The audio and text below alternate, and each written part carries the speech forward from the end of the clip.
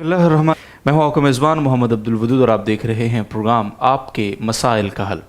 नाज़रीन मोहतरम, आज भी आपके बहुत सारे सवालात हैं, उन सवालात का जवाब देने के लिए मुअज़्ज़ज़ मुफ्तियान कराम हमारे साथ होंगे इंशाअल्लाह अज़ीज़, और आपके नए सवालात का हम इंतज़ार करेंगे। और आप सवाल हमें भेज सकते हैं हमारी फेसबुक पर जारी इसी लाइव ट्रांसमिशन के कमेंट्स बार में। अपना सवाल लिखेंगे, अपने नाम और अपने इलाके को साथ में ज़रूर मेंशन करेंगे, और उसके बाद इंशाअल्लाह नेक्स्ट जो हमारी ट्रांसमिशन है यानी कि कल आने वाले रोज़ आपके आज भेजे गए सवालात का जवाब शामिल किया जाएगा प्रोग्राम में।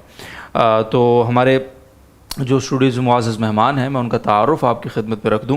हमारे साथ मौजूद हैं हज़रत मुफ्ती मोहम्मद उवैस साहब, उस्ताज़ हैं, मुफ्ती हैं दारुल इफ्ता जामिअतुर रशीद कराची के, और कुछ देर में हमारे साथ होंगे इंशाअल्लाह हज़रत मुफ्ती मोहम्मद हुसैन खलील खेल साहब। किसी तारुफ़ के मोहताज आपके लिए नहीं हैं, उस्ताजुल हदीस हैं, माहिर मुफ्ती हैं, दारुल इफ्ता जामिअतुर रशीद कराची के, और बैंक इस्लामी पाकिस्तान के शरिया बोर्ड के मेंबर हैं। तो मैं आगाज़ करता हूँ मुफ्ती मोहम्मद उवैस साहब से सवाल का। पहला सवाल है और वो है आसिफ इकबाल साहब का, कराची से। मौसब पूछते हैं, अगर खाली ज़मीन ख़रीदी फ़रोख्त की नीयत से और साल पूरा होने से पहले ही वो बेच दी तो ज़कात का क्या हुक्म होगा? साल गुजरने से पहले जो ज़मीन बेची गई है तो यकीनन बेचने के नतीजे में और फ़रोख्त करने के नतीजे में जो कैश आया है तो उस कैश को माली ज़कात के साथ मिलाकर ज़कात का खाना ज़रूरी है जी। तो अगर ज़कात की तारीख आ जाती है और ये कैश उनके पास जब पूरा हिस्सा या कुछ मौजूद है तो इस कैश को भी साथ मिलाएंगे फिर ज़कात के साथ। ठीक, बहुत बहुत शुक्रिया। नौमान बेग साहब पूछते हैं, हम एक ख़ानदान की पिछले 1 बरस से माली मदद कर रहे हैं, क्या हम उन पैसों को या कुछ पैसों को ज़कात में शामिल कर सकते हैं? जी, अगर जिस ख़ानदान की ये मदद कर रहे हैं अगर वो साहिब निसाब नहीं है, मुस्तहिक़ ज़कात है, तो फिर पैसे देते वक्त अगर ज़कात की नियत कर ली जाए तो इसमें हर्ज की बात नहीं, ज़कात अदा हो जाएगी। लेकिन अगर वो मुस्तहिक़ ज़कात नहीं है, यानी उनकी मिल्कियत में इतना पैसा मौजूद है या सोना चांदी कि जिसकी वजह से वो साहिब निसाब बन जाते हैं, तो फिर ज़कात की रकम देना उनको जायज़ नहीं है, सदका नाफिला ही देकर उनकी मदद की जा सकती है। बहुत शुक्रिया।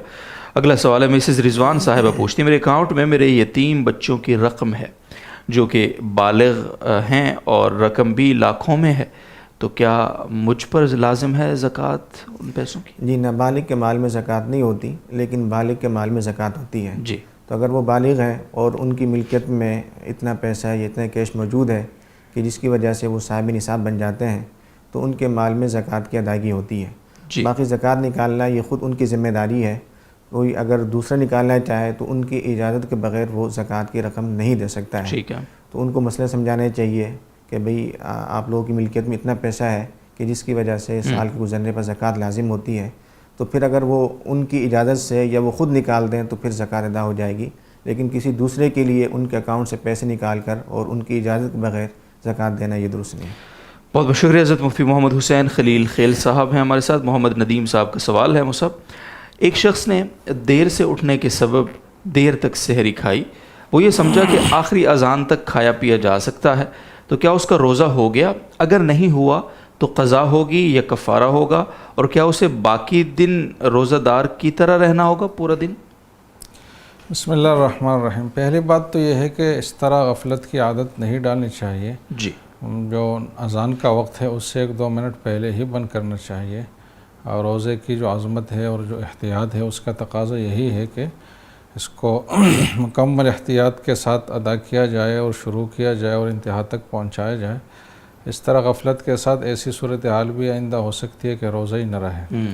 बाकी बात यह है कि ये अज़ान अगर नक्शे में दिए हुए वक्त के मुताबिक ही हुई है और उससे बाद में ताख़ीर से नहीं हुई, तो इस मज़कूरा सूरत में इनका रोज़ा हो गया है और इनको रोज़े की क़ज़ा का हम नहीं कहेंगे। ठीक। अलबत्त इसकी जो वजह है, जो तफसील है, उसका यह मौका नहीं है। बस मुख्तसरन बात यह है कि आइंदा ऐसे करने से इज्तिनाब करे और ये अज़ान अगर नक्शे के वक्त के मुताबिक है बिल्कुल आयन वक्त पर, तो फिर इस सूरत में रोज़ा हुआ है और क़ज़ा या कफ़ारा लाजिम नहीं है। बहुत बहुत शुक्रिया। अगला सवाल है मोहम्मद नदीम साहब का, KPK से, क्या दीवार में लगे दरवाज़े और खिड़कियाँ निजासत के पाक होने के एतबार से ज़मीन ही के हुक्म में होंगे? जी, दीवार के हवाले से तो फ़ुक़हा ने तज़किरा किया है कि ये ज़मीन के हुक्म में है اور یہ خشک ہو جانے سے اور نجاست کے اثرات ختم ہونے سے پاک ہو جاتی ہے۔ جی تو دیوار کا جب یہ حکم ہے تو دیوار میں جو لگی ہوئی فکس چیزیں ہیں جس کو ثواب زیادہ ہے اور ظاہر ہے اس میں مشقت بھی زیادہ ہے، اور حضور صلی اللہ علیہ وسلم سے جو عام معمول کے مطابق ثابت ہے تو یہی طریقہ ہے۔ باقی تہجد کی ڈیفینیشن کی حد تک تو عشاء کے بعد کوئی بھی نفل نماز اس میں آ جائے گی۔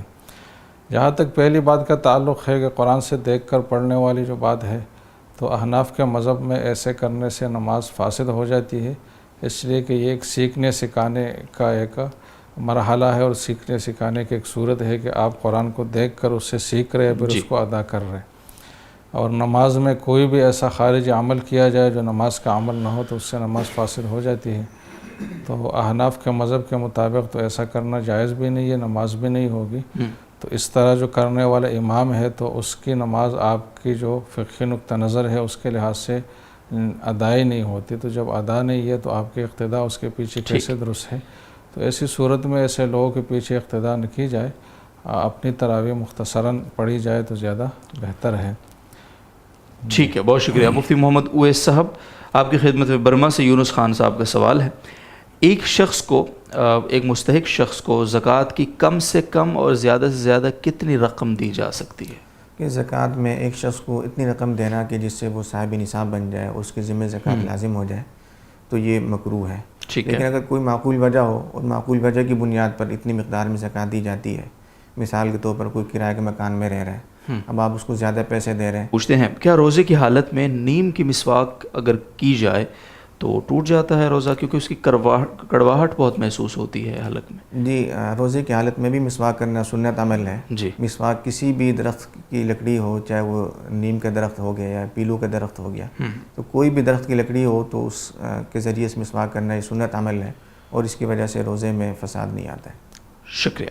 وہ جو کڑواہٹ اگر محسوس ہو تو پھر اس کا بس یہ حدیث میں چونکہ اس کو خاص طور پر مستثنیٰ کیے گئے ہیں تو اس وجہ سے۔ اوکے، بہت شکریہ۔ تنویر احمد صاحب انڈیا سے پوچھتے ہیں عطر کی خوشبو اگر حلق میں محسوس ہو تو روزے کا کیا ہوگا؟ یہ خوشبو سونگھنے سے یا لگانے سے روزے میں فرق نہیں آتا، البتہ بعض خوشبو ایسی ہوتی ہیں کہ جن کا دھواں بھی ہوتا ہے، جیسے اگر بتی ہو گئی یا لوبان وغیرہ، تو اگر اس کا دھواں باقاعدہ قصد و ارادے کے ساتھ حلق میں داخل کیا جاتا ہے تو پھر روزہ ختم ہو جاتا ہے۔ ٹھیک ہے، شکریہ۔ حضرت مفتی محمد حسین صاحب کی خدمت میں عمیر مصطفیٰ صاحب کا سوال ہے بہاولپور سے، پوچھتے ہیں کہ تراویح کی دوسری رکعت شروع کرتے وقت اگر قرآن بھول گئے، مطلب وہاں جہاں سے شروع کرنا ہے وہاں سے، اور گزشتہ آیت جو یاد ہے جہاں سے شروع کرنا چاہتے ہیں وہ آیت سجدہ تھی، جبکہ سجدہ پہلی رکعت میں کر چکے تھے، تو اب اگر آیت سجدہ پڑھ لی ریپیٹ تاکہ یاد آ جائے آگے کے لیے، تو دوبارہ سجدہ کرنا ہوگا یا بس ہو گیا، وہ ایک مجلس شمار ہوگی؟ جی، بس اس صورت میں دوبارہ سجدہ لازم نہیں ہے، ایک بار بھی جو ہو چکا ہے وہ کافی ہے، جی، اور یہ آگے پیچھے ہونے سے کوئی فرق نہیں پڑتا، تو دوبارہ سجدہ لازم نہیں ہے۔ بہت شکریہ۔ تسلیم اختر صاحب انڈیا سے پوچھتے ہیں تراویح میں مطلب کھجلاتے ہوئے یا ہاتھ وغیرہ استعمال، یہی شاید کہنا چاہ رہے ہیں، 3-4 آیتیں تلاوت کر لی گئیں، تو اس صورت میں نماز کا کیا حکم ہوگا؟ جی، ویسے تو نماز کے آداب کے خلاف ہے کہ کوئی بھی حرکت کی جائے اس طرح، جی، الا یہ کہ بہت ہی سخت ضروری ہو تو مختصراً یہ عمل کیا جائے۔ باقی جہاں تک نماز کے فساد کا تعلق ہے تو اس سے نماز فاسد نہیں ہوگی، اس لیے کہ یہ عمل کثیر کے تحت نہیں آ رہا۔ عمل کثیر کی جتنی تعریفات کی گئی ہے اس میں کسی تعریف کے تحت بھی اس میں شامل نہیں ہے، تو اس سے نماز تو فاسد نہیں ہوگی۔ البتہ آئندہ ہو سکتا ہے کہ اگر اس کی عادت بنائے اور 3 بار سبحان ربی اللہ کی جو مقدار ہے اس میں 3 بار مسلسل اس طریقے سے عمل کرے کہ ایک بار کھجلی کر کے پھر ہاتھ باندھ لے، پھر دوبارہ، پھر اس طرح 3 بار، تو نماز فاسد بھی ہو سکتی ہے، تو اس کی عادت نہیں ڈالنی چاہیے۔ لیکن ابھی جو صورتحال ہے اس میں نماز درست ہے، فاسد نہیں ہوئی۔ بہت شکریہ۔ محمد تسلیم اختر صاحب کا سوال تو ہو گیا ہے۔ محمد طیب صاحب انڈیا سے پوچھتے ہیں کوئی تراویح میں قرآن پڑھتے ہوئے بھول گیا اور رکوع میں جاتے جاتے ان کی نظر سامنے شاید قرآن مجید کھلا ہوا رکھا تھا، تو ان کی نظر پڑی اور وہ غلطی پہ متنبہ ہو گئے اور اگلی رکعت میں اٹھے اور وہاں سے اصلاح ہو چکی تھی، تو انہوں نے تلاوت دوبارہ سے شروع کر کے مکمل کی نماز۔ تو یہ جو قرآن سے دیکھ کر انہوں نے اپنی غلطی پہ متنبہ ہوئے ہیں، وہ اس سے نماز فاسد ہو جائے گی؟ یہ دیکھ کر پڑھنا شمار ہوگا، کیا ہے؟ جی ایک تو یہ ہے کہ قرآن کو آدمی دیکھ کر اس کو دیکھتے ہوئے ہی پڑھے، اور اگر وہ سامنے نہ ہو تو اس کے ذہن میں وہ آیت اور عبارت نہیں ہے اور قرآن کو دیکھے بغیر یہ نہیں پڑھ سکتا، تو ایسی صورت کا تو پہلے بھی حکم آیا کہ اس سے نماز فاسد ہو جاتی ہے، اس لیے کہ یہ سیکھنے کے مترادف عمل ہے، اور قرآن میں خارجی اعمال سے نماز فاسد ہو جاتی ہے نماز۔ جی باقی یہ جو صورت ہے یہ تھوڑا سا مختلف اس حوالے سے ہے کہ اس میں انہوں نے قرآن کے نسخے سے استفادہ تو کیا ہے، لیکن ڈائریکٹ وہاں سے دیکھ کر ادائیگی نہیں کی، بلکہ ان کو اپنا جو یاد کیا ہوا ہے جی وہ تازہ ہوا ہے، اور اسی حافظے کی مدد سے انہوں نے آگے تلاوت کی ہے، تو اس کو تلقر من الخارج یا اس مصحف سے سیکھنا یہ نہیں کہا جائے گا۔ البتہ یہ عمل بھی نامناسب ہے، اور یہ آئندہ اس کا سبب بھی بن سکتا ہے کہ یہ نماز کے فساد کا ذریعہ بنے، تو یہ پروسیس ہی بدلنا چاہیے۔ ٹھیک ہے، سامع کا جو عمومی طریقہ ہے اس کا اہتمام کرنا چاہیے۔ بہت بہت شکریہ آپ کا۔ اگلا سوال ہے اور وہ ہم سے پوچھا ہے انیس الحسن صاحب نے، تراویح کی نماز میں قضا کی نیت کر سکتے ہیں فجر یا کسی بھی اور نماز کی؟ جی قضا کی نیت تو اس معنی میں تو کر سکتے ہیں کہ نماز قضا ہو جائے گی، لیکن وہ پھر تراویح نہیں ہوگی، کیونکہ تراویح کے لیے مستقل تراویح کی نیت سے ہی صحیح سنت نماز پڑھنا یہ ضروری ہے، اس کو مرج نہیں کیا جا سکتا کہ قضا بھی ہو جائے تراویح بھی ہو جائے۔ شکریہ۔ مفتی محمد اویس صاحب، آصفہ صاحبہ کا سوال ہے آسٹریلیا سے، کیا روزے میں ویکس کیا جا سکتا ہے؟ یہ روزے کی حالت میں ویکس یا بام لگا کر جسم کی مالش کرنا یا مساج کرنا یہ درست ہے، اس میں کوئی حرج کی بات نہیں ہے۔ صحیح، البتہ ناک میں لگانے سے اجتناب کرنے چاہیے، احتیاط کرنی چاہیے۔ شکریہ۔ محمد طیب صاحب انڈیا سے پوچھتے ہیں، رمضان میں صبح صادق کے بعد یا دوپہر کے وقت سفر شرعی کا ارادہ ہے تو کیا اس دن روزہ نہ رکھنے کی اجازت ہے؟ یہ اگر سفر سحری کے وقت کے ختم ہونے سے پہلے کرنے کا ارادہ ہے یا شروع ہو جائے تو پھر تو روزہ افطار کرنے کی اجازت گنجائش ہے، لیکن اگر سحری کا وقت ختم ہونے کے بعد سفر کا ارادہ ہے تو پھر روزہ افطار کرنے کی اجازت نہیں ہے، بلکہ روزہ رکھنا ہی ضروری ہے۔ روزہ رکھنا ضروری ہوگا۔ بہت شکریہ۔ نبی صاحب پشاور سے پوچھتے ہیں، لیٹ کر یا ٹیک لگا کر قرآن مجید کی تلاوت خاص طور پہ موبائل سے کی جا سکتی ہے؟ کوئی حرج تو نہیں ہے؟ لیکن بہتر صورت تو یہی ہے، اور قرآن مجید کی شان اور ادب کا تقاضا یہی ہے کہ لیٹ کر تلاوت نہ کی جائے، لیکن اگر کوئی تھکاوٹ کی وجہ سے لیٹ کر تلاوت کر رہا ہے تو اس میں پھر کوئی حرج اور بے ادبی کی بات نہیں۔ شکریہ۔ ظاہر خان صاحب کوئٹہ سے پوچھتے ہیں، کیا صبح کی دعائیں طلوع آفتاب کے بعد اور شام کی دعائیں عصر کی نماز کے بعد پڑھی جا سکتی ہیں؟ یہ صبح شام کی دعائیں کہلائیں گی؟ یہ جو صبح کی دعائیں ہیں، بہتر اور افضل وقت تو یہ ہے کہ فجر کے بعد اور سورج کے طلوع ہونے سے پہلے ان کو پڑھ لیے جائے، جی۔ اور جو شام کی دعائیں عصر کے بعد سے لے کر سورج کے غروب ہونے سے پہلے کسی بھی وقت میں پڑھ لیے جائے تو یہ زیادہ افضل اور بہتر وقت ہے، جی، کیونکہ ان اذکار کا مقصد اپنے دن کو شروع کرنا اور ختم کرنا اللہ تعالیٰ کے ذکر سے، یہ اس میں حکمت اور مصلحت ہے۔ جیسے اللہ تعالیٰ کی شہادت وسبح بحمد ربک قبل طلوع الشمس وقبل الغروب، لیکن اگر کوئی ان اوقات میں نہیں کر سکا، سورج کے طلوع ہونے کے بعد صبح کی دعائیں پڑھتا ہے یا سورج کے غروب ہونے کے بعد پڑھتا ہے تو تب بھی یہ فضیلت حاصل ہو جائے گی، کیونکہ لغوی اعتبار سے ان اوقات کے اوپر بھی صبح شام کے اطلاق ہوتا ہے۔ ٹھیک، بہت بہت شکریہ۔ اگلا سوال ہے انڈیا سے، حضرت مفتی محمد حسین صاحب کی خدمت میں، کیا تراویح کے علاوہ عام دنوں میں عورتوں کی جماعت کروا سکتی ہے؟ ایک عالمہ ہیں، وہ حضرت عائشہ رضی اللہ تعالی عنہا کی حدیث بیان کرتی ہیں کہ انہوں نے جماعت کی نماز پڑھائی ہے، نیز عورتوں کی جماعت مکروہ تحریمی ہے، مکروہ تنزیہی ہے، کیا ہے اس کی حیثیت بھی بتا دیجیے۔ بس یہ مسئلہ اجتہادی ہے، اور دوسرے بعض حضرات نے اس کی اجازت دی ہے، تو اگر کوئی اس پر عمل کرتا ہے تو اس پہ ہم نکیر نہیں کرتے۔ جہاں تک فقہ حنفی کے موقف کا تعلق ہے تو وہ یہ ہے کہ خواتین کی جماعت جو ہے یہ مکروہ تحریمی ہے، اور جہاں تک حضرت عائشہ کے عمل کا تعلق ہے رضی اللہ عنہا، تو بذل المجہود وغیرہ میں اس کا جواب یہ دیا ہے تحقیق کے بعد کہ یہ عمل ابتدائی اسلام میں تھا، بعد میں جب حضور کا ارشاد آیا کہ لا خیر فی جماعت النساء، جی، تو خواتین نے پھر اس کو نہیں کیا، اور حضرت عائشہ نے بھی نہیں کیا۔ اور اس کی واضح دلیل یہ ہے کہ اگر ایسا ہوتا کہ مردوں کی طرح ہی خواتین کی جماعت بھی مسنون ہوتی، اس کی اہمیت اور تاکید ہوتی، تو پھر تو گھر گھر جگہ جگہ ہر جگہ یہ مسجد کی طرح اہتمام ہونا چاہیے تھا جماعتوں کا، جبکہ ایسا ہوا نہیں ہے۔ جی، تو اس کا مطلب یہ ہے کہ ضرور کچھ فرق تو ہے۔ اب وہ فرق ہمارے ہاں یہ ہے کہ ابتدا میں اجازت تھی جس پہ محدود طور پر عمل ہوا، اور بعد میں خاتون کے لیے گھر کے ایک تاریک کونے میں جتنے بھی مطلب وہ پردے میں اور الگ جگہ میں گھر کے اندر رہی تو اس نماز کو افضل ترین قرار دیا بنسبت جماعت اور باہر جانے کی صورت کی. تو یہ ایک طریقہ رہا اور آخر حکم یہ ہے. بہت شکریہ. فہد احمد صاحب پوچھتے ہیں فطرے کی رقم آج کل کے حساب سے کتنی ہوگی؟ کچھ لوگ آٹے کے 100 روپے بتا رہے ہیں, کچھ لوگ 125 روپے بتا رہے ہیں. تو بس پہلی بات تو یہ ہے کہ اس میں آٹے کی قیمت نہیں لگائی جائے گی, گندم کی قیمت پوچھ کر وہ شمار کی جائے گی. تو یہ ہے. باقی یہ کہ قیمتیں مختلف آئی ہے, اس کی وجہ یہ ہے کہ جو صدقہ فطر کی مقدار ہے اس میں فقہی حوالے سے 2-3 مقادیر ہوئی ہے اور ان مقداروں کے حساب سے پھر قیمتیں بھی مختلف آئی ہے. صحیح. تو آپ کسی کے مطابق بھی ادا کر لے تو ادا ہو جائے گی. یہاں سے جو قیمت بتائی جاتی ہے وہ 2 کلو گندم کے حساب سے 120 روپے بتائی جاتی ہے. تو یہ احتیاط زیادہ ہے اس میں, عمل اس پہ ٹھیک باعث احتیاط ہے, لیکن باقی اگر کسی نے کر لیا تو بھی صحیح ہے.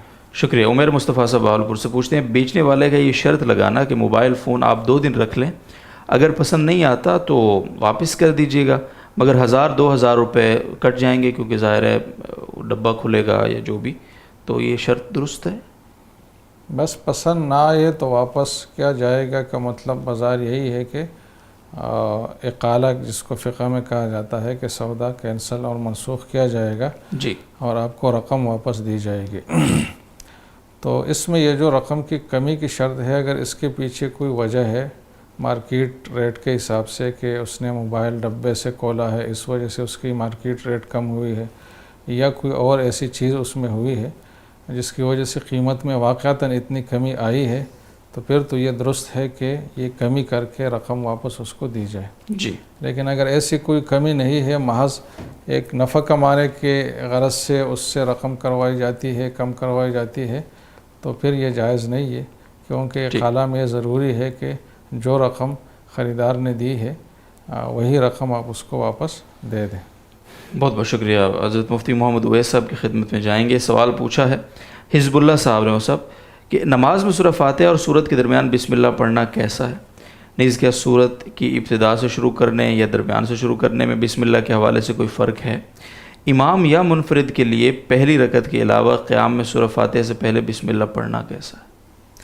جی, امام اور منفرد دونوں کے لیے فاتحہ سے پہلے بسم اللہ پڑھنا یہ سنت ہے, اور ایسی فاتحہ کے بعد اگر سورت کے شروع سے ابتدا کی جا رہی ہے تو بسم اللہ پڑھنا یہ زیادہ بہتر اور مستحب عمل ہے.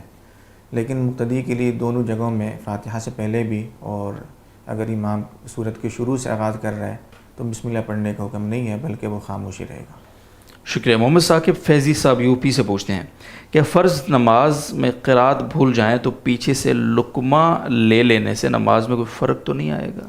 جی, اگر مقتدی لقمہ دے رہا ہے اور امام لقمہ لے لیتا ہے جی, تو اس سے نماز میں فرق نہیں آئے گا. البتہ مقتدی کے لقمہ دینے کا مقصد امام کی غلطی کی اصلاح کرنا ہو, تلاوت کرنا مقصد نہ ہو, کیونکہ اگر وہ باقاعدہ تلاوت کی نیت سے امام کی اقتداء میں کوئی آیت پڑھتا ہے تو یہ مکروہ عمل ہے, ایسا نہیں کرنا چاہیے. باقی اس میں یہ بھی دیکھنا چاہیے کہ اگر امام غلطی کر رہا ہے قرات میں تو مقتدیوں کو جلد بازی سے کام نہیں لینا چاہیے. جلد بازی کرنا یہ مکروہ عمل ہے.